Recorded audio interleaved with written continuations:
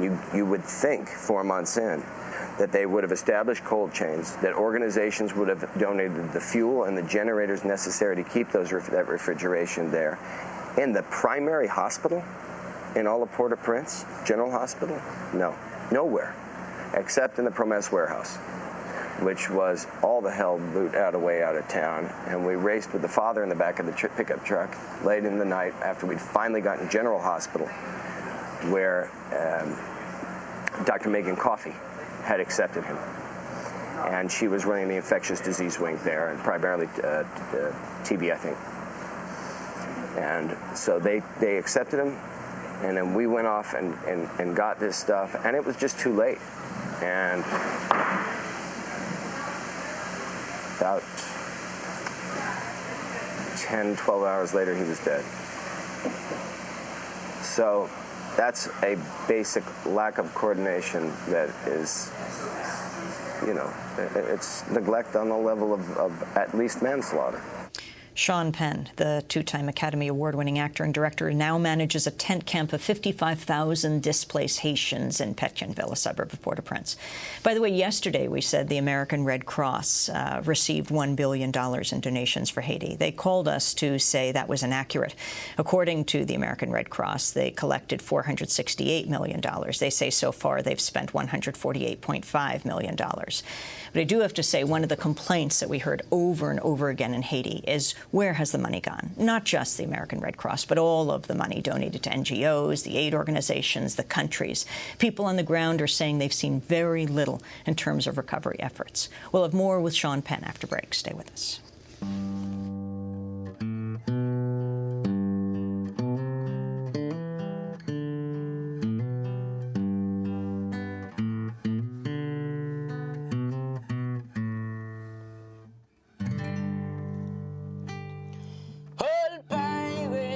They want by so night to the mission ships, meaning stuff that they took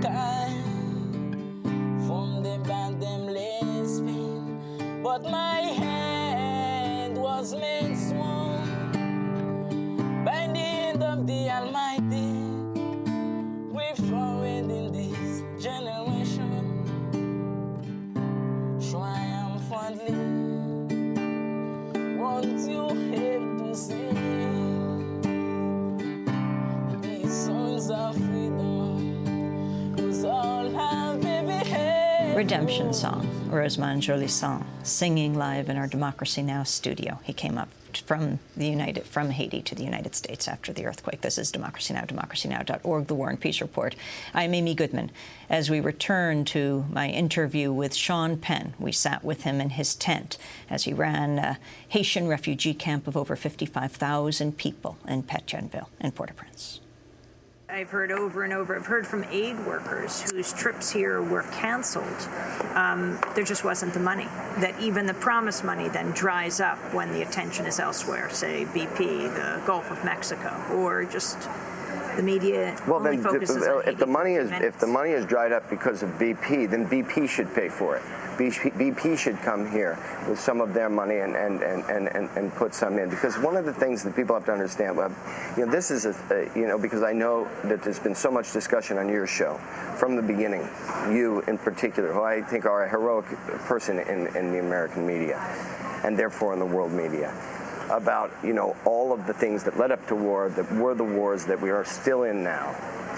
And we had all of this argument between parties in the left and the right about this idea of supporting the troops, the idea of what being a patriot is. So much so that we forgot about the Constitution and made it up ourselves. So let's just go back to supporting the troops. I was here, and I saw the 82nd Airborne.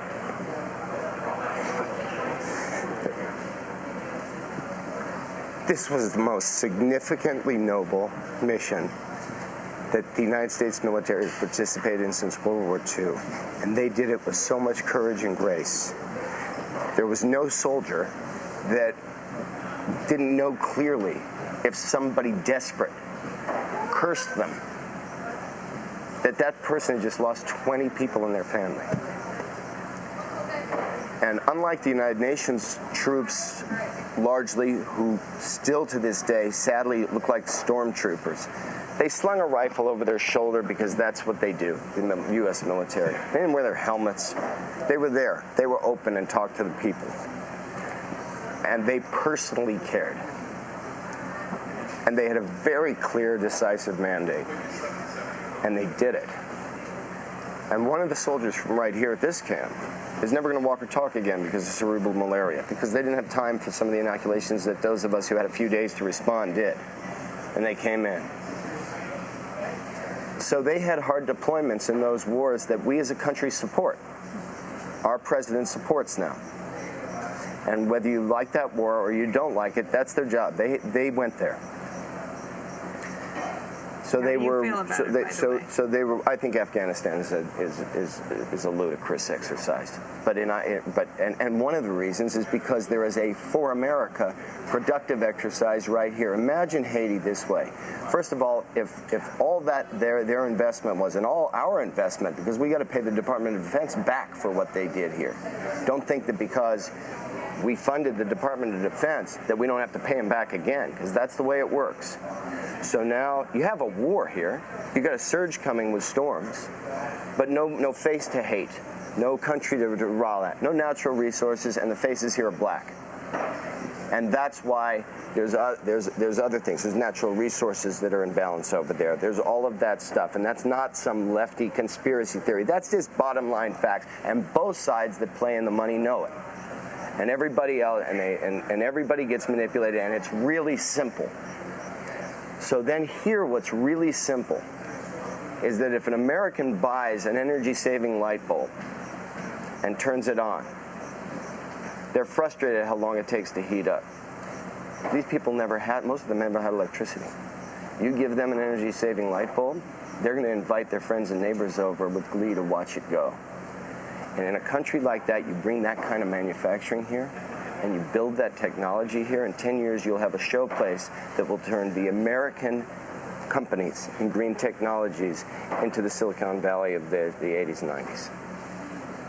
And you'll have an economic boom like we've never seen in the United States, begin to repair our environment, save this country that's at our doorstep, and for the first time make an investment that's complete and successful where people are black, which we still haven't done in New Orleans. And we can be really proud. And if we don't do it, then you might as well say you're spitting on the American military, because you're going to let everything that they did here, the drainage mitigations, those that the National Guard are still doing in Gonaive, which is likely to get hit by a hurricane this year and kill enormous amount of people who were already in danger, and now they're in spontaneous camps directly in riverbeds. So there's a chance for America to not only be very proud, but to be very rich, and to have a real friend in a country with a character that's been strengthened by the absence of comfort for so long. What's going to make that happen? The U.S. is committed in Afghanistan. The U.S. is sending more troops there. Well, there are people in our system. There's Senator Landrieu. There are people like Paul Vallis who are here. There's the Haitian government. And I think that if there's enough public support in the United States, which is going to take some real public awareness, Haiti is at the beginning of its own reconstruction with the help, hopefully, from this donor money. But those of us in doing the work that we're doing are going to be the ones, if we're lucky and we get the funds, to preserve the population that will inhabit that reconstructed Haiti. Because this place could, I mean, my God, if there were, God forbid, which has not been here in 25 years, but if cholera came in on a boat, you'd lose 3,000 a day, it would be over. If social unrest is allowed to be what occurs, all these aid organizations are going to shut down. How long in this 6 months have you spent here in Haiti? I've spent probably 5 months of it here, and kind of broken up a month out of the country over the time. How has this changed your life?